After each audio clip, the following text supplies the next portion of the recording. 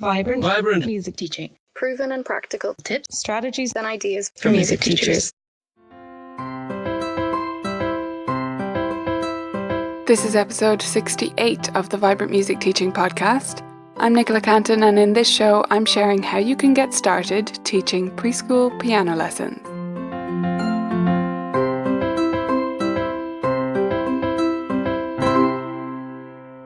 Hey there and welcome, beautiful teachers. I've got some super exciting news to share with you today. Today is the day that my new book just came out. It's called Playful Preschool Piano Teaching, and you can get all the links of where to buy it and all that good stuff if you go to playfulpreschoolpiano.com. That'll link you to all the places where you might want to purchase the book. Today and over the next 3 weeks, I'm going to be sharing some excerpts and some related material to the book so that you can see what it's about and if you might want to pick it up.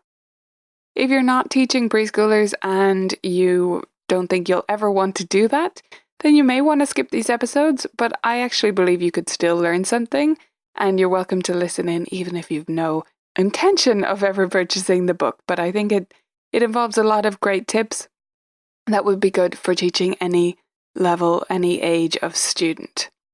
So without further ado, I'll dive in to the first chapter, the introduction to Playful Preschool Piano Teaching. It's called Starting. The chapter starts with a quote from Helen Rowland. "You will never win if you never begin." My first 3 preschool piano students could not have been more different. The very first was the daughter of a Montessori teacher. She was remarkably focused, followed every direction, grasped every concept with ease, and had great finger dexterity for her age. Talk about a false sense of security. The next student was a rude awakening.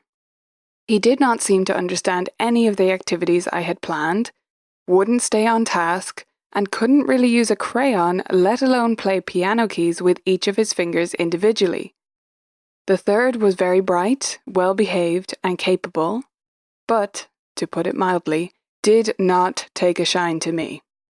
He did not want to do what I wanted him to do, even though he could. Of course, I learned the most from the second 2 students. The second student inspired some of my earliest piano teaching games, which I began to share on my blog, Colourful Keys.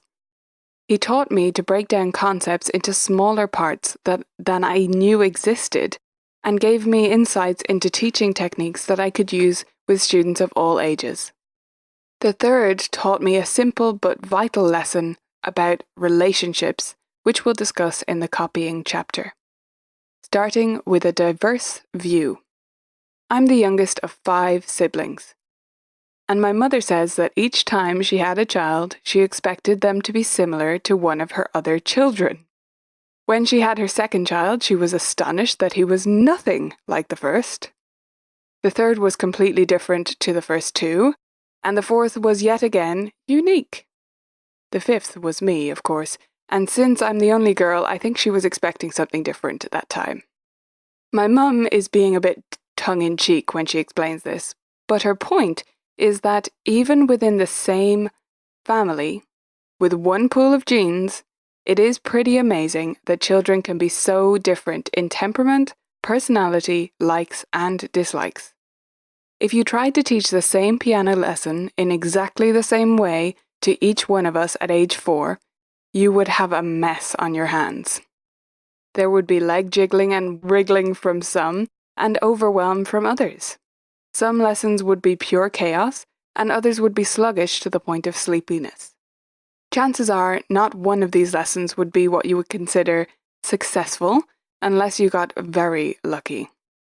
When I set out to write this book, I wanted to represent as wide a sample of 3 to 5-year-old children and their teachers as I could, knowing, as my mother discovered, that there is an infinite number of types of people.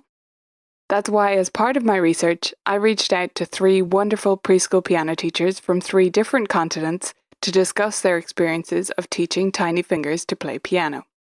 You'll find their ideas and quotes from our conversations throughout the book, so let me introduce you to them here before we get started. Quick aside here, I'm actually going to skip over these introductions since you're about to meet all 3 of these lovely women on the podcast here in the coming weeks as I share our interviews that I did with them to prepare for the writing of this book. So you'll hear more from Lindell, Chris, and Karina in the weeks to come. But let's skip to the section about starting with play.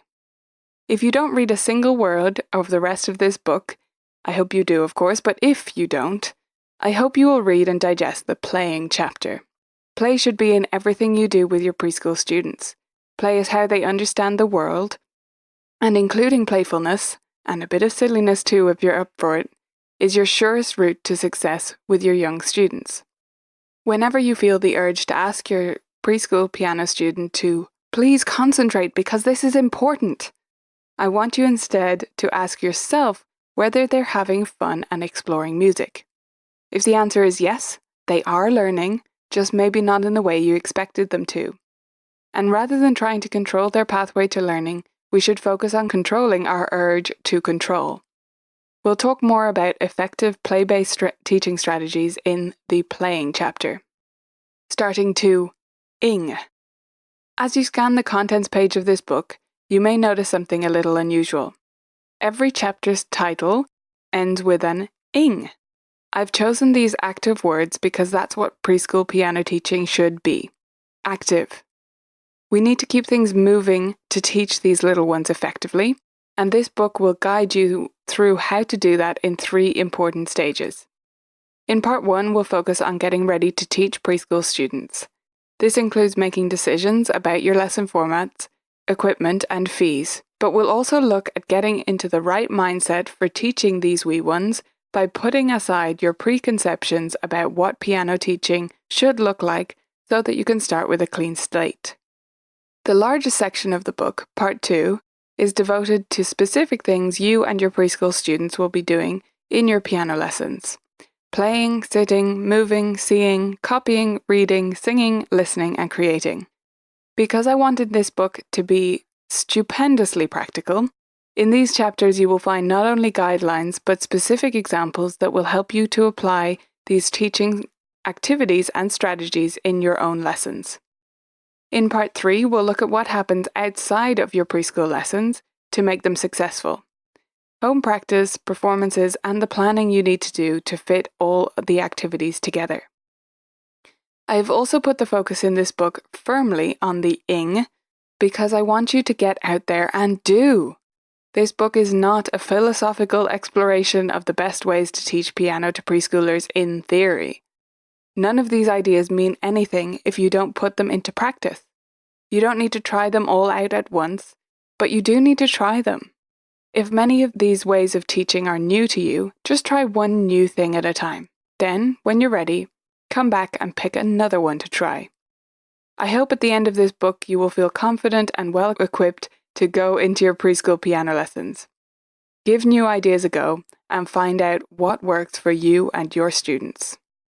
So I hope you enjoyed that excerpt. That's the introductory chapter from my new book, Playful Preschool Piano Teaching, and I hope it gave you a sense of what it's all about. In the coming weeks, I'm going to be sharing 3 interviews that I did with 3 wonderful teachers, one from Germany, one from Australia, and one from the US, about how they teach their preschool students and some of the lessons they've learned in taking on the youngest students that went into the shaping of this book as I was putting it together. So I'll be sharing those interviews in the coming weeks. Stay tuned for those, and if you want to pick up the book, go to playfulpreschoolpiano.com and you'll get all the links to buy it wherever it suits you to pick it up. Vibrant Music Teaching members can now find the video versions of these interviews that I'm going to be sharing on the podcast inside the video library. If you prefer to see people as they talk and chat and demonstrate things rather than just listening, that's the place to head to. If you're not a member, you can sign up today at VMT.ninja.